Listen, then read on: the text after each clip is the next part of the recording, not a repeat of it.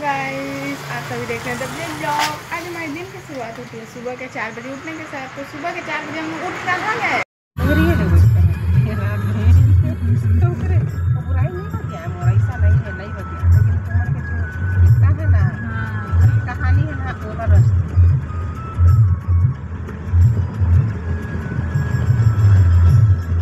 Hello guys, आज हम लोग कहाँ जाने वाले थे? तो हम लोग जाने वाले थे बिलासपुर। बैकुंठपुर का व्यू देखते हुए हम लोग बिलासपुर के रवाना हो गए।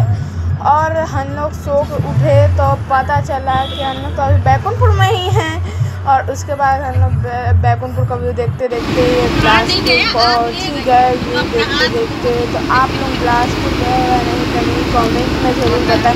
हम लोग नहीं गए थे तो गए हैं, लेकिन अपने गाड़ी से नहीं गए। ट्रेन से तो बहुत बार गए, लेकिन अपने गाड़ी से व्यू देखने का कुछ मज़ा अलग ही होता है। आप लोग कमेंट में ज़रूर बताएं बिलासपुर आप लोग कभी गए हैं या नहीं।